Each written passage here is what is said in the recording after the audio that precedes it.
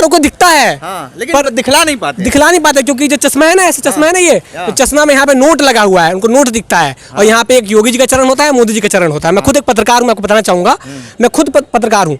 मैं उस चीज को मिसमैनेजमेंट जब फील करता हूँ मैं कि ऐसा है, जो कि मेन मुद्दे जैसे बेरोजगारी है, महंगाई है, भुखमरी है, वो नहीं आ रहा है। अब मान लीजिए मैं बात करता हूँ कि ग्लोबल हंगर इंडेक्स में भारत का स्थान क्या है, मुझे शर्म आती है कहते हुए कि जब मैंने महेंद्र नाथ पांडे जी से सवाल किया। आपने पत्रकारिता पे नोट का दिखा के चश्मा, एक पत्रकारिता और खुद को भी कहीं ना कहीं लोकतंत्र को भी कटघरे में खड़ा कर दिया है। क्योंकि अगर आप ऐसे बोलते हो तो आप सभी को बोलते हो कि आप बिके हुए हो, डायरेक्टली बोल रहे हैं। दूसरी बात, अगर इनको गड्ढे दिख रहे हैं तो इनको 14 से पहले लड़कियां सड़क पे जो चलती थी रात में वो भी दिखनी चाहिए। काशी विद्यापीठ में और ये यूथ हैं, ये बताएंगे कि जिस तरीके से पत्रकार के ऊपर जिस तरीके से आरोप भी लगे और उसके साथ धक्का मुक्की भी हुआ है, तमाम ये छात्र हैं और बताएंगे कि क्यों ऐसा हो रहा है चौथे पिलर के साथ। ये बताइए कि जिस तरीके से पत्रकारों के साथ लगातार छेड़छाड़ मारपीट हो रही है, कितनी ये बातें सही है? देखिए, ये बातें जो आम जनता है, कहीं ना कहीं आम जनता तो इस चीज़ों को नहीं देखी है, ठीक है, लेकिन विपक्ष के तरफ से ये आरोप लगाया जा रहा है सत्ता पक्ष के ऊपर कि आपने पत्रकारों से हाथापाई कराई अपने मार्शल से, और जो भी चीज़ें हैं तमाम तरह के आरोपें हैं, समझे। तो उस पर मैं कहता हूं कि जो पत्रकार है वो लोकतंत्र के चौथे स्तंभ के रूप में जाना जाता है और बहुत ही अपना महत्वपूर्ण भूमिका निभाता है लोकतंत्र में। तो उसके साथ इस तरह की बदतमीजी शोभा नहीं देती है। मैंने एक महानुभाव, नाम नहीं लूँगा पार्टी का, वो बोले कि मैं 8वीं क्लास का बच्चा नहीं हूँ कि आप जो पूछेंगी वो मैं बताऊँगा एक पत्रकार से। ये चीज़ें हमें बहुत बुरी लगी, चूँकि पत्रकार देखिए कोई 8वीं क्लास का बच्चा समझ करके आपसे सवाल नहीं पूछता है, वो समाज का ज्वलंत मुद्दा पूछता है, आपके जो क्षेत्राधिकार में जो काम है उसी से रिलेटेड शब्द पूछता है, वो अपने कोई घर का बात नहीं पूछता है, आपसे कोई क्वेश्चन नहीं करता है कहीं से भी उठा करके। तो ये सब चीज़ें गलत हैं, पत्रकारों का सम्मान होना चाहिए। और इस सरकार में लगातार पत्रकारों के ऊपर नकेल क्यों कसा जा रहा है? देखिए, इस सरकार में ही नहीं, पिछले सरकार में भी हुआ है। वो तो विपक्षी जो भी रहते हैं वो ज्वलंत मुद्दा उठाते रहते हैं। मैं कोई पार्टिकुलर सरकार का नाम नहीं लूँगा, लेकिन बस इतना पत्रकारों के पक्ष में कहना चाहूँगा कि जो पत्रकार होते हैं वो अपने समाज के प्रति कहीं ना कहीं बहुत महत्वपूर्ण भूमिका निभाते हैं और उस भूमिका का सबको सम्मान करना चाहिए, समझे। तो यही है कि पत्रकारों के ऊपर इस तरह की चीज़ें नहीं करनी। पत्रकार बड़े चैनल हैं वो हमेशा सरकार के गुणगान में लगे हैं, फिर भी इस तरीके से क्यों हो रहा है? मैं सरकार से ये अपील करना चाहूँगा कि ये पत्रकारों के साथ ये दुर्व्यवहार और बदतमीजी नहीं होनी चाहिए, क्योंकि ये पत्रकार ही ऐसे लोग हैं जो हम अपनी आवाज़ों को नहीं उठा सकते, लेकिन ये हमारी आवाज़ों को ज़रूर उठा सकते हैं। तो कहीं ना कहीं पत्रकारों के साथ अगर ये बदतमीजी होती है तो हमें ठेस पहुँचता है, कहीं ना कहीं ये हमारे साथ अन्याय भी हो रहा है। और मैं सरकार से और प्रशासन से यही अपील करना चाहूँगा कि पत्रकारों से इस तरीके से व्यवहार नहीं होना चाहिए। आजकल के दौर में हर पत्रकार यूनिवर्सिटी 2-2, 3-3 यूनिवर्सिटी घूम कर जा रहा है, फिर भी उसके ऊपर प्रश्न खड़ा कर दिए जा रहे हैं कि आप 8वीं पास हैं या नहीं है, तमाम तरह के आरोप लगा। ये कितना सही है? कहीं ना कहीं देखिए, पत्रकार का हक होता है कि वो हमारी बातों को जान सके और हमारी जो कमियां हैं या हम जिस बातों को आवाज़ को बुलंद नहीं कर सकते, वो कहीं ना कहीं हमारे आवाज़ों को बुलंद कर सकते हैं और प्रशासन के सामने, सत्ता के सामने या सरकार के सामने वो हमारी बातों को ला सकते हैं। तो कहीं ना कहीं ये पत्रकार का और मीडिया का हमें कहीं ना कहीं एहसानमंद होना चाहिए, या कह सकते हैं कि वो हमारी ज़रूरतमंद है दैनिक दिनचर्या में। तो कहीं ना कहीं उनका भी हमारे दैनिक दिनचर्या में उपयोग है और पत्रकार का मैं हमेशा से समर्थन करता आया हूं और आगे भी समर्थन करूंगा। और कहीं ना कहीं ये हमारे बातों को हमेशा से आवाज़ उठाने का काम करते हैं और सरकार से यही अपील करना चाहूँगी, अगर इन्हें हानि पहुंचती है तो मैं ये मानता हूं कि जनता को कहीं ना कहीं ये सरकार हानि पहुंचा रही है। आप क्या कहेंगे पत्रकारों को जिस तरीके से लगातार उत्पीड़न किया जा रहा है? पत्रकारों का उत्पीड़न जो है वो देखिए 2 तरह के पत्रकार होते हैं। एक पत्रकार जो होता है वो सही के साथ रहता है और एक चाटुकारिता पत्रकारिता होता है।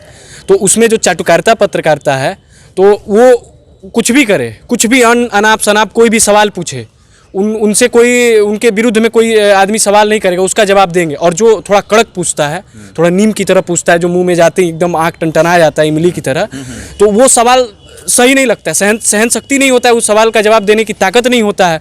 तो ऐसे लोग क्या करते हैं कि उसको कहते चल निकल, डांट के भगा देंगे, दुर्व्यवहार करेंगे। तो ये कहीं ना कहीं एक जनता का आवाज़ जो होता है, एक पत्रकार ही एक ऐसा साधन है, माध्यम है, जिससे कि एक आम जनता भी उस बड़े से बड़े आदमी को गिरा सकता है।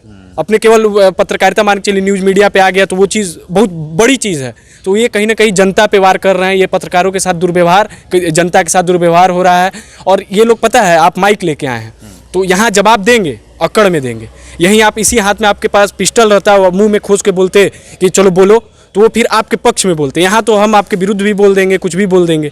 तो यही चीज़ है, अलग अलग चीज़ है। वो लात के देवता है, बात से नहीं सुनते हैं, सच्चाई से नहीं सुनते, विचारों से नहीं मान रहे हैं, तो फिर जो हो। अच्छा, एक चीज़ देखा जाए कि लगातार ये आरोप लगाए जा रहे हैं कि इस सरकार में मीडिया बिक गई है। आपको क्या लगता है, ये सही बात है?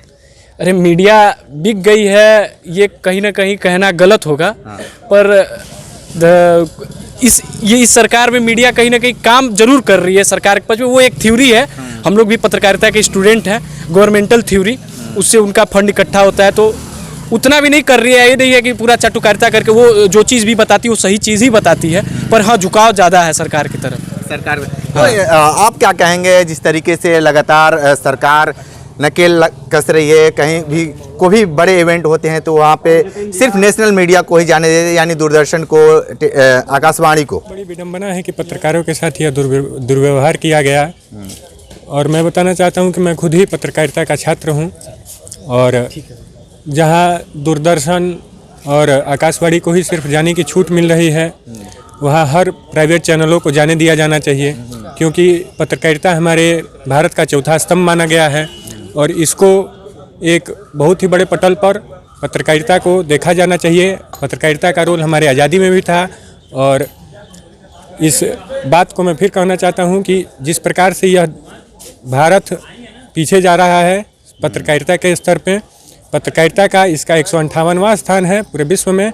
और बस यही कारण है कि सबको छूट नहीं दी जा रही है, सब इसका विरोध कर रहे हैं। और यही कारण है कि जिसमें प्राइवेटाइजेशन, प्राइवेट पत्रकारों को नहीं जाने दिया जा रहा है और सिर्फ सरकार के ही चैनलों को जाने दिया जा रहा है। मैं ये बताना चाहता हूं कि सभी चैनलों को जाने दिया जाना चाहिए और सभी पत्रकारों को एक समान नज़र से देखा जाना चाहिए, या वो सरकारी हो या वो प्राइवेट हो। ठीक है, आप विद्यापीठ की छात्र हैं, क्या करती हैं? मैं एमए मास कॉम के साथ। ठीक है, आप भी पत्रकार के दौर में हैं। पत्रकारों के ऊपर लगातार जुर्म किया जा रहा है, कितना सही है? डिपेंड करता है कि जुर्म किस तरह का है। या तो मतलब कभी कभी पत्रकार भी अपनी कहीं ना कहीं लाइन क्रॉस कर देते हैं। जैसे अभी हमने रिसेंटली देखा था कि बृजभूषण शरण सिंह का केस काफ़ी हाई प्रोफाइल था, और उसमें पत्रकारों ने जमकर उनके ऊपर कीचड़ उछाले। जब तक कोर्ट किसी चीज़ को प्रूफ ना कर दे या फिर किसी पे जस्टिफिकेशन नहीं देता है, आप किसी को रेपिस्ट नहीं घोषित कर सकते। आपकी बात मान लेते हैं, लेकिन आपके साथ अगर छेड़छाड़ हो रहा है और चौराहे पे आप आकर चिल्ला रही हैं, तो इसको क्या कहा जाएगा? अगर मेरे साथ छेड़छाड़ होगा तो सबसे पहले तो इनिशिएट मुझे ही लेना पड़ेगा। तो आप सीधे तौर पे आपका ये प्रश्न खड़ा हो गया कि जो पहलवान बैठे थे कहीं गलत थे, तो आप कैसे उस पर जजमेंट कैसे कर सकती हैं? मैं गलत नहीं कह सकती हूँ, लेकिन क्या पत्रकारों ने वो रूल रेगुलेशन जो एक भारत के नागरिक को फॉलो करना चाहिए, क्या उन्होंने वो फॉलो किया था?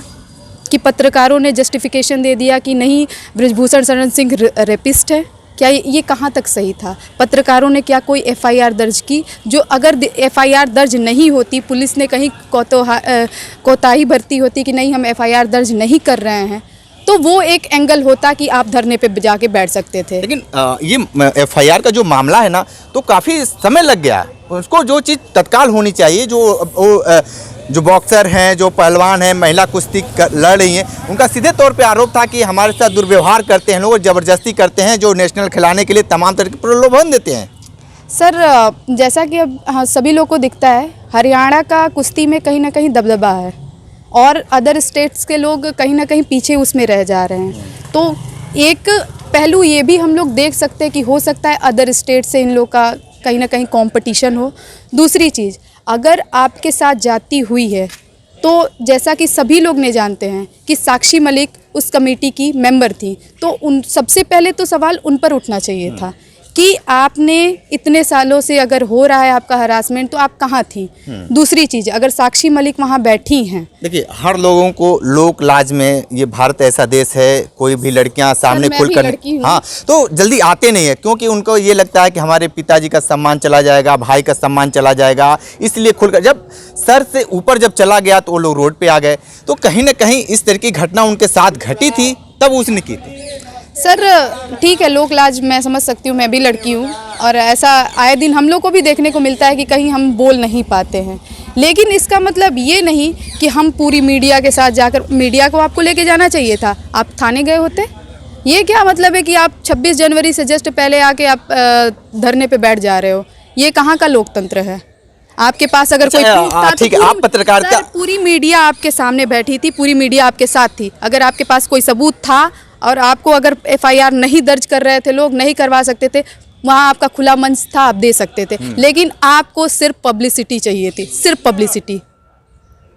क्यों नहीं, अब कोई क्यों नहीं कुछ बोल रहा है? क्यों सारे लोग शांत हो गए? मेरे साथ अगर जाती होगी तो मैं इस कैंपस में शांत नहीं बैठूंगी।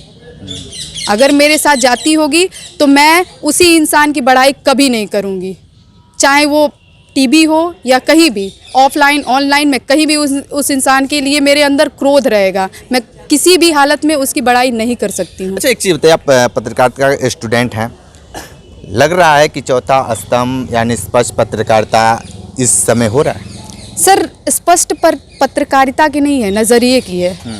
पहले अभी हम लोग जैसे मोदी, लोग कहते हैं कि गोदी मीडिया हो गई है मोदी के आने से, तो सर हम लोग 10 साल पीछे जाते हैं, कुछ भी होता था हमें नहीं पता चलता था। दूसरी चीज़, देश में अब कुछ लोगों को ये लगता है कि कुछ अच्छा हो रहा है, कुछ मीडिया वालों को भी लगता है कि कुछ अच्छा होता है, तो क्यों ना हमारा उसकी तरफ झुकाव रहे। आज भारत के प्रधानमंत्री बाहर जाते हैं तो पूरे वर्ल्ड में शोर होता है। हमारे प्रधानमंत्री पहले भी बाहर जाते थे, तब तो कोई शोर शराबा नहीं होता था, तो क्यों ना मीडिया का झुकाव। क्या आपको अपने देश के हित की बात सोचना, या फिर देश की अगर कहीं इंटरनेशनल प्लेटफॉर्म पे आपके देश की बड़ाई हो रही है तो उसकी बड़ाई अपने चैनल के थ्रू दिखाना, ये कहाँ झुकाव है? ये क्या सही अच्छा नहीं आप ये मान रहे, लखनऊ में लगभग 1 लाख से ऊपर शिक्षक बैठे थे धरने पे, उसको मीडिया हाई प्रोफाइल नहीं दिखलाई, लेकिन मोदी जी अगर कोई सूट पहन लेते हैं या कोई टोपी पहन लेते हैं या कोई नगाड़ा बजाते हैं, उसको मीडिया खूब हाई प्रोफाइल में दिखलाती है। आपको नहीं लगता है कि कहीं ना कहीं जो आम लोगों को दिखलाना चाहिए उसको मीडिया नहीं दिखला रही है? सर एक्चुअली गलती इसमें जनता की भी है, जनता वही देखना चाह रही है। अगर हम उस चैनल को, एक हमारा चैनल होता है नेशनल लोग कितने लोग देखते हैं? सभी को प्राइवेट टीवी देखनी है। क्यों? क्योंकि एक तो उसमें एंकरों का जो रहता है, एंगल बात करने का तरीका, सारी चीज़ें तड़कता भड़कता उनको न्यूज़ चाहिए, मिर्च मसाले के साथ चाहिए, ओरिजिनल न्यूज़ किसी को चाहिए ही नहीं। लास्ट सवाल है, किसको फॉलो करते हैं? हर पत्रकार जो भी यूथ होते हैं जो पत्रकारिता की पढ़ाई पढ़ रहे हैं, किसी न किसी को फॉलो करते हैं, किसको करती हैं? मैं पुण्य प्रसन्न वाजपेयी जी को फॉलो करती हूँ। यानी निष्पक्ष हैं आप भी? देखिए ये स्थिति बहुत दयनीय है, भारत में घोषित आपातकाल है। मैं क्यों कह रहा हूँ, क्योंकि अभी पत्रकारिता सूचकांक में अगर देखा जाए भारत का स्थान, तो 150वें स्थान पे हैं हम। आए दिन जो पत्रकार सच बोलते हैं, जो सत्ता से सवाल करते हैं बेरोजगारी भुखमरी को लेके, उन पे आए दिन हमले होते हैं, उन पे NSA लगाया जाता है कि आप देश विरोधी हैं, उनको देश विरोधी सिद्ध किया जाता है। आप चाहे रवीश कुमार को देख लीजिए, एक पत्रकार नहीं खरीद पाया, एक कलम नहीं खरीद पाया, आपने पूरा चैनल खरीद दिया। पत्रकारिता का ये स्तर, इतनी दयनीय स्थिति है पत्रकारों के देश में कि आप बोल नहीं पा रहे हैं। 15 नवंबर तक योगी जी कहते हैं कि 15 नवंबर तक हम डेडलाइन देते हैं कि पूरे प्रदेश की सड़कें जो है गड्ढा मुक्त रहेंगी। मैं आपको चल के भी दिखाता हूँ, यहाँ पे ज़्यादा दूर जाने की जरूरत नहीं है, इसी यहाँ से रथ यात्रा तक मैं आपको दिखा दूंगा, गड्ढा ही गड्ढा। पत्रकारों को दिखता नहीं है ना? बनारस के पत्रकारों को दिखता है, लेकिन पर दिखला नहीं पाते, क्योंकि जो चश्मा है ना, ऐसे चश्मा है ना, ये तो चश्मा में यहाँ पे नोट लगा हुआ है, उनको नोट दिखता है, और यहाँ पे एक योगी जी का चरण होता है, मोदी जी का चरण होता है। मैं खुद एक पत्रकार हूँ, मैं आपको बताना चाहूंगा, मैं खुद पत्रकार हूँ। मैं उस चीज़ को मिसमैनेजमेंट जब फील करता हूँ मैं कि ऐसा है, जो कि मेन मुद्दे जैसे बेरोजगारी है, महंगाई है, भुखमरी है, वो नहीं आ रहा है। अब मान लीजिए मैं बात करता हूँ कि ग्लोबल हंगर इंडेक्स में भारत का स्थान क्या है, मुझे शर्म आते हुए कहते हुए कि जब मैंने महेंद्र नाथ पांडे जी से सवाल किया, महेंद्र नाथ पांडे जी आए थे भारत उद्योग मंत्रालय, इसी विद्यापीठ विश्वविद्यालय, मैंने उनसे सवाल किया, सर ये बताइए कि स्वतंत्र सूचकांक में भारत के प्रेस की आज़ादी के मायने क्या है, 150वें स्थान पर हम लोग कैसे हैं? कहते हैं कि नहीं, वो तो ऐसा है, विदेशी मीडिया की साजिश है। जब वही विदेशी मीडिया, जब वही विदेशी संस्थाएं आपके प्रधानमंत्री को कहें कि आपके प्रधानमंत्री, आप कहेंगे नहीं वाह वाह वाह भाई, यानी कि मीठा मीठा आहा और कड़वा कड़वा थू थू, इनके लिए वही है। पत्रकारों की स्थिति बहुत दयनीय है सर। लोकतंत्र पे सीधा सीधा हमला है। लोकतंत्र को जैसे कहते हैं पत्रकार कठपुतली हो गया कॉर्पोरेट घरानों की, मीडिया हाउस, ये पूरी तरह से बिक चुके हैं सर। ठीक है, आप क्या कुछ कहने वाले थी? कुछ आपकी बातें शेष रह गई थी। भाई साहब ने पत्रकारिता पे नोट का दिखा के चश्मा, एक पत्रकारिता और खुद को भी कहीं ना कहीं लोकतंत्र को भी कटघरे में खड़ा कर दिया है। क्योंकि अगर आप ऐसे बोलते हो तो आप सभी को बोलते हो कि आप बिके हुए हो, डायरेक्टली बोल रहे हैं। दूसरी बात, अगर इनको गड्ढे दिख रहे हैं तो इनको 14 से पहले लड़कियां सड़क पे जो चलती थी रात में वो भी दिखनी चाहिए। अभी भी मैं 11 बजे रात को यहाँ से पूरा कैंपस गवाए मैं चली जाती हूँ, अकेले भी जा सकती हूँ। और मेरा माइंडसेट ये है कि नहीं, मेरे साथ रास्ते में कुछ नहीं होगा। आज जगह जगह पे पुलिस देखने को मिलती है। पहले पुलिस थी नहीं? पहले पुलिस नहीं दिखती थी सर, और दिखती भी थी तो वो एक्टिव नहीं दिखती थी। आज हर जगह पुलिस एक्टिव है। भैया पत्रकार Actions साहब बता ली दीजिए इनकी बातें, कितनी पुलिस घूम रही थी? ये कह रही पुलिस दिखती नहीं है। हाँ। तब पुलिस कहाँ से हो जाती है जब लखीमपुर खीरी में जो है गैंगरेप कर दिया जाता है? तब पुलिस कहाँ से हो जाती है जब उन्नाव में गैंगरेप कर दिया जाता है? जब एक बेटी सर, मानसिकता, एक इंसान पूरा देश नहीं सुधार सकता। एक आप पूरी मीडिया नहीं सुधार सकते। एक आप पूरी मीडिया नहीं सुधार सकते। उसके लिए सरकार सिर्फ इनिशिएट कर सकती है, बदलना हमें है। हम बेटियों को और लड़कियों को कैसे देख रहे हैं ये हमारा एंगल है। अगर हम जब तक अपना नज़रिया नहीं बदलेंगे, रेप होते रहेंगे, सरकारें कुछ नहीं कर पाएंगी। ठीक है, तो देखिए जिस तरीके से पत्रकारों के ऊपर सरकार द्वारा नकेल कसा जा रहा है। और आपको बता दें कि कोई भी पत्रकार अगर सच्चाई अगर बता दे और दिखा दे तो हो सकता है कि आने वाले समय में या तत्काल उसके ऊपर कोई न कोई प्रशासनिक अमला जाता है, या पत्र के माध्यम से या कोई किसी भी माध्यम से उसको दबाने की कोशिश की जाती है।